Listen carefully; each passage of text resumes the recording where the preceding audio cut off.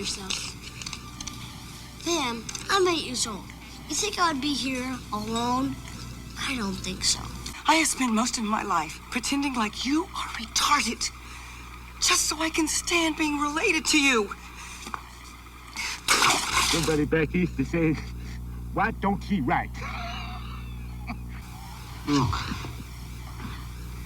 I've done some really crazy things in my life, but this is definitely not going to be one of them. Hi, I'm Wendy Tush, and this is Flicks on VH1. We're here at a restaurant called The Trading Post in New York City, and why we're here will make more sense later in the show. Anyway, what you just saw were scenes from 4 family-style films out this month, which are proof positive that holiday time is just around the corner. First up, Home Alone, a film actually set at Christmas time. It was written and produced by John Hughes, who with films like 16 Candles and Uncle Buck has shown us the lighter side of growing up. Hughes got the idea for Home Alone when he decided to take his own family on vacation. Did you count heads? It actually came from we're preparing to go to Europe and take our kids for the first time. Hold the plate. Did we miss the flight? No, you just made it. Yeah! And I was nervous. I was putting together a list of all the things that we had to remember. Did I turn off the coffee? No, I did. Did you lock up? Yeah. Did you close the garage? That's it. And on the list I included children, which was sort of an obvious thing. We thought, what if we did leave one of our kids behind? What else could we be forgetting? Kevin! Prove to your mother that you're not afraid.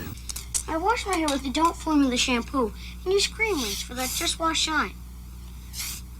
I can't seem to find my toothbrush, so I'll pick one up when I go out today. Other than that, I'm in good shape. It came out of that horrible fear of a child being left alone, and as a parent, worrying about leaving my own kids alone. This is Christmas! The season of perpetual hope! Ma'am, And I don't care if I have to get out on your runway and hitchhike. If it costs me everything I own. If I have to sell my soul to the devil himself. I am going to get home to my son. These parents are well-meaning, basically good people, and they just make this horrible mistake. Did they come back? Paris. These people leave their beautiful homes and presents on Christmas.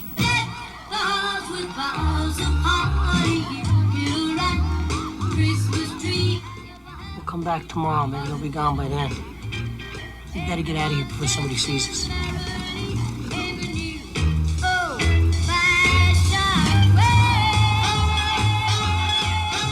He beats these guys up. He sets traps for them all over the place that are pretty clever traps. And they get beat up. Yeah.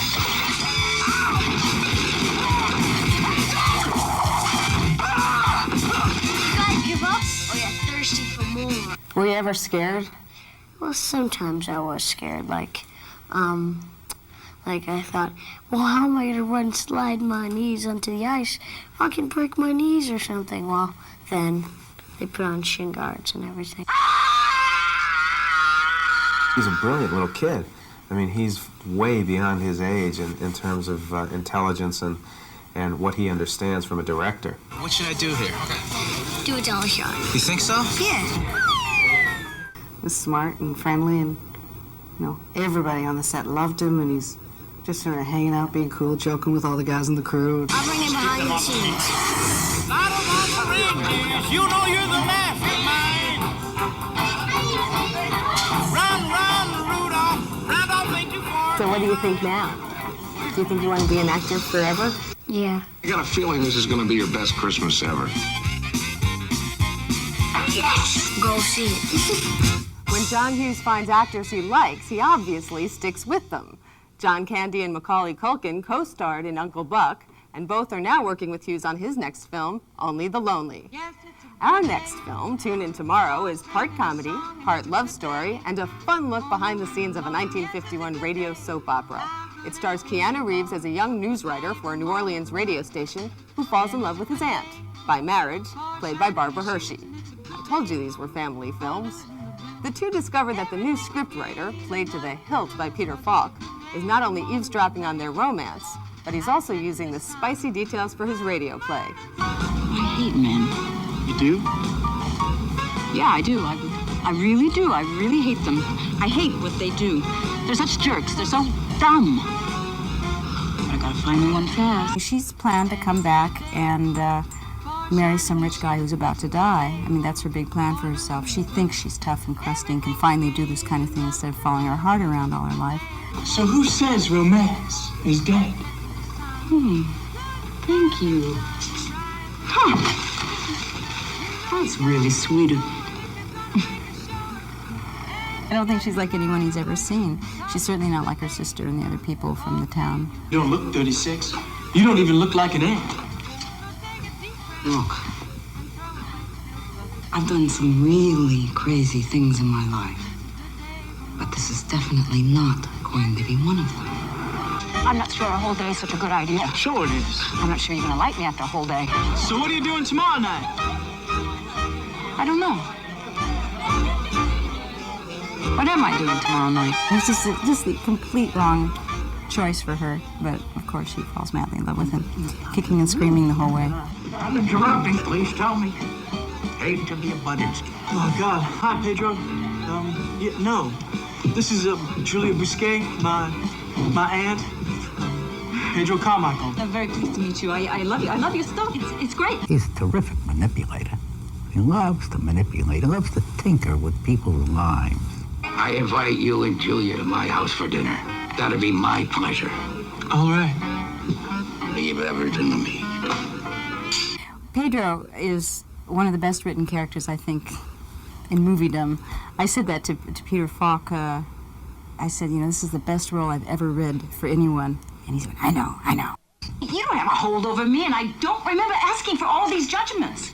And thank you. He does steal from our real-life situation and uses it for his art, which makes us feel very manipulated. You. So?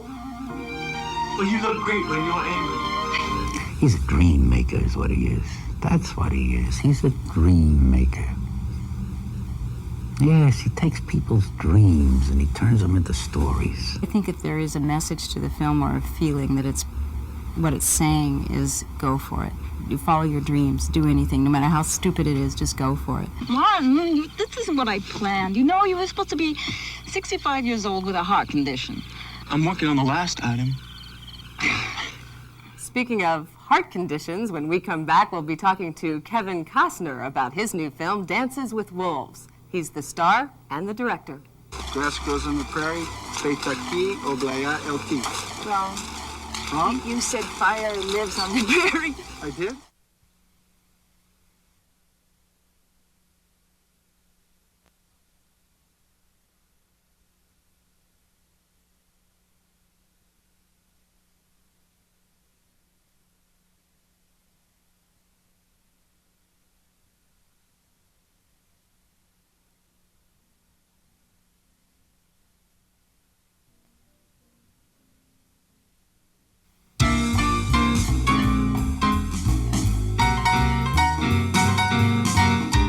Hi, I'm Wendy Tush. Welcome back to Flicks on VH1. Sibling rivalry is a concept anyone in a big family can understand, and it's also the title of a new comedy from veteran funny man Carl Reiner, who made this film for Castle Rock, a company owned by his son Rob. There's that family thing again. Sibling Rivalry stars Kirstie Alley as a bored housewife who engages in some extracurricular activities with deadly results. Matters get even more complicated when 3 sets of siblings become involved in her lethal indiscretion. Do you love Harry? Yes, I love Harry. He is my husband. Why don't you like him? I like him. Just that his whole family treats me like street scum. They have never used that exact term. It's about a woman named Marjorie who's a repressed housewife who doesn't have a very exciting life. and she and her husband are having problems. They're boring each other to death. Kirstie Alley plays my wife, and she's desperately trying to, I think, really just get my attention. Good night, dear. You didn't want to make love, did you? No, that's all right. Her biggest highlight, or the biggest exciting thing that happens in her life is she sings in the church choir. Go. Just like you like it. One splash. Low fat. Oh, yeah, there's no problem. Love that. It's got a lot of stuff in it. Love, lust, deception, death, sisters, brothers, parents, doctors. They're all doctors. Why wasn't I in this picture? I think you were sick. You were always getting sick. Oh. Not me. It's not me. Not me. It's never me. He's a doctor because everybody else is a doctor, and he probably shouldn't be a doctor because he's not as smart as anybody else. This is ridiculous. Look, I know you were a virgin when you got married. I can't believe she said that. Don't you ever wonder if Harry's doing it right? Harry is doing it fine. My character is a sister to Kirstie Alley's character, and we're very different. And very different views of life. Jamie Gertz says, why don't you have an affair? You don't know what life is about. You married the first guy you ever kissed. You know what you should do? You should have an affair. What? Yeah, well then at least you'd have some frame of reference. And in anger, she goes to a market and hears the voice of Sam Elliott says, ma'am, you dented your cheese. Dented your cheese. And then she has this thing occur, which is adultery. I think I just made up for the last 8 years. Look, I don't know your name, and you don't know my name, and that's good. Oh my God, I didn't expect this.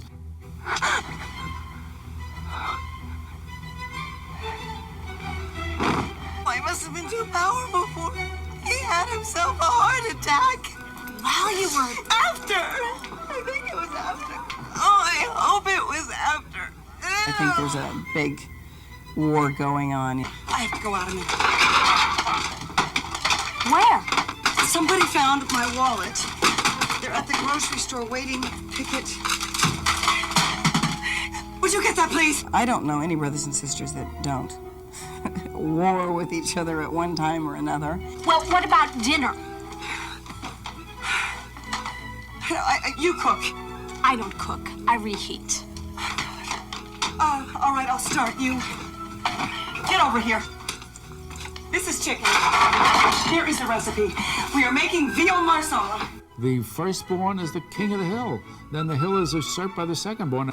You always do this. The oldest sibling is usually looking ahead, you know, and not behind. To what? If a third one comes along, the secondborn who had a lot of attention, all of a sudden he's getting less attention. The first one is already mad at everybody.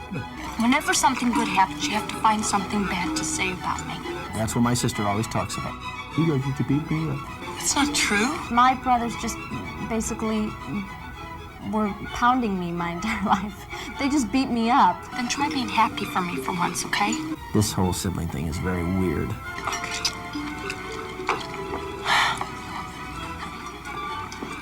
So tell me about him. Right now, we're going to tell you about the new film Kevin Costner went out on a limb for. It's called Dances with Wolves, and Costner not only stars in this film, but he also directed and co-produced. Dances with Wolves is the story of a Civil War soldier's discovery of the American frontier and the American Indian. And this should help explain our choice of location. The Trading Post is about as close to the Wild West as you can get in New York City. Anyway, Dances with Wolves has gotten a lot of press because Costner put much of his salary on the line to make it, and because it stirred his passion for the Sioux Indians. But most of all, Costner wants us to know that he made Dances with Wolves because it's a great old-fashioned adventure film. Lieutenant John J. Dunbar? Yes, sir. Just hear that you've been decorated. Yes, sir. And they sent you here to be posted? Actually, sir, I'm here at my own request. I've always wanted to see the frontier. You want to see the frontier? Yes, sir. Before it's gone. When they walk away from this movie, I want them to be feeling that it's good to go to the show again. It's good to come out of a movie with feeling. And I hope that the movie can give them feeling. It was a great story for me that I thought would have value for other people. All right.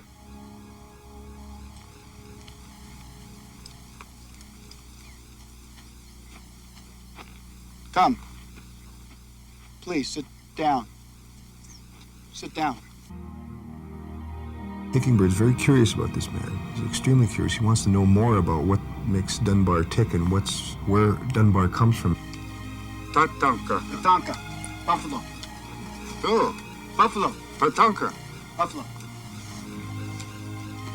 Buff. Buff. Buff. Buff. Buffalo. Tatanka.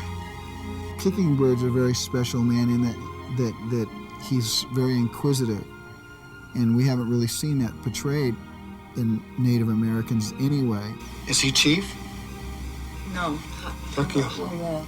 Takiaho. Takiaho. Yanka.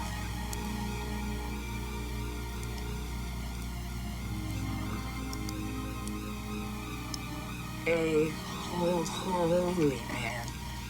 I'm John Dunbar. Costner's adventure film comes complete with a love interest. Mary McDonnell plays a white woman who was taken in by the Sioux Indians after her family was killed by a rival tribe. I am mourning.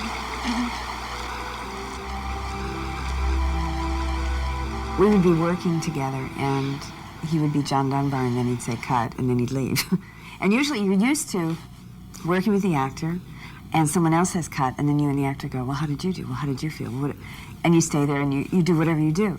But Kevin had to be behind the camera, setting up the next shot, or discussing it, or looking at the monitor. In addition to his acting, directing, and producing duties, Costner took on some of his own stunt work with surprising results. Well, there was 20 of us riding in the middle of this herd at full speed. And a horse got out of control and slammed into my horse and knocked me down. I just got up, and Norman came over, and he had my double horse there, and I said, get off. And he did. And I just kept riding. About 2 minutes later, we got a great shot out of it. He was so in tune without knowing he was in tune with nature, that this wolf came up and befriended him and looked after him.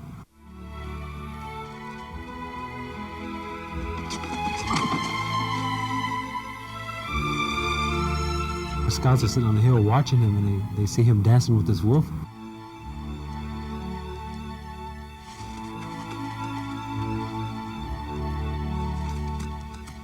They go back and tell the chief that they saw this guy dancing with his wolf. So the chief came up and said, we will call him Dances with Wolves.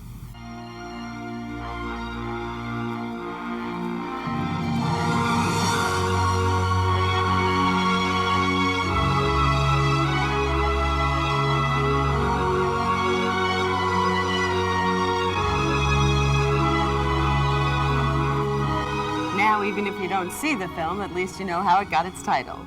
When we come back, we'll take a look at a cult classic, new on home video after 15 years of providing strange late-night experiences for a special group of moviegoers. Stay with us. I'm just a sweet transvestite from transsexual Transylvania.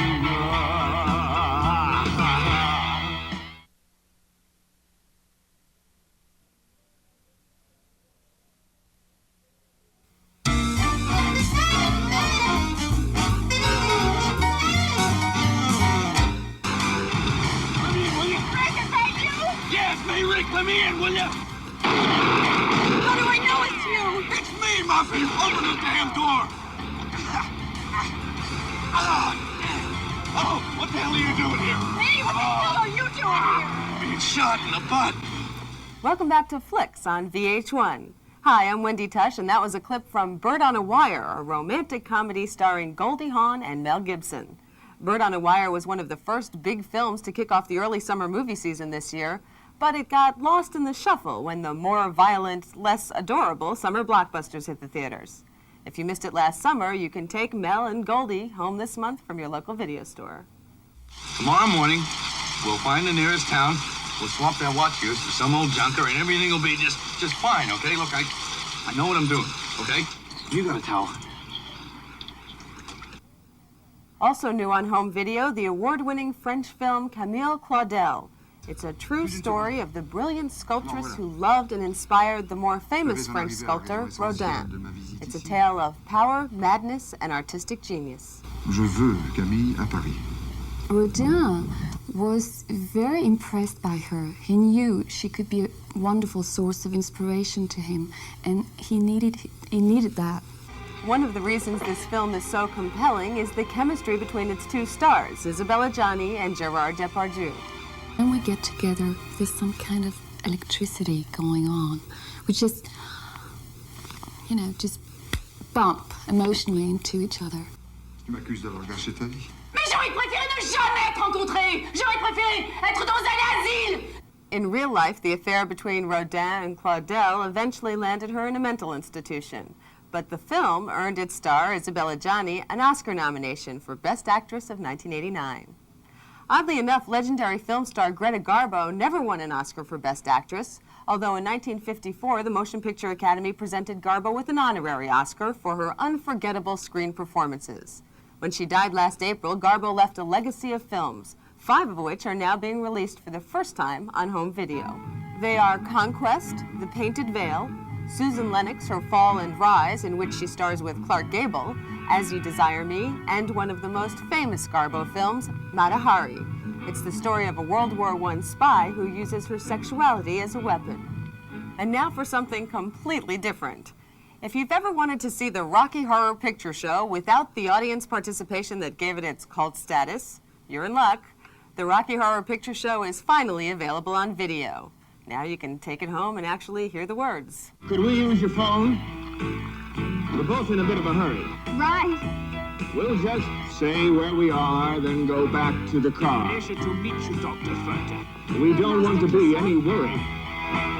Well, you got caught with a flat world. How about that?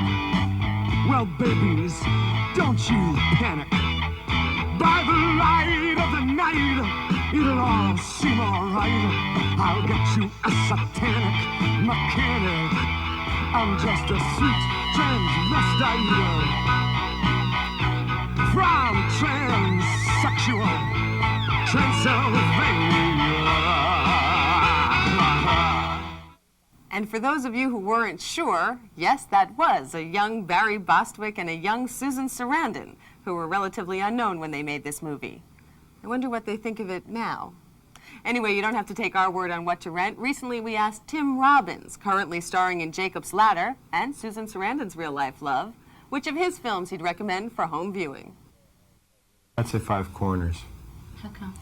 Because I think it's a really good film that no one saw. And there are different reasons why people didn't see it, but it's pretty strange, it's pretty moving. And there's, I think, some really good performances, Jodie Foster and John Turturro. All kinds. I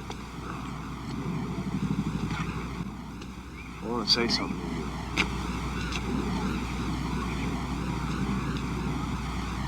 I love you. Well, that's it for this edition of Flicks. I'm Wendy Tush. We'll see you next week.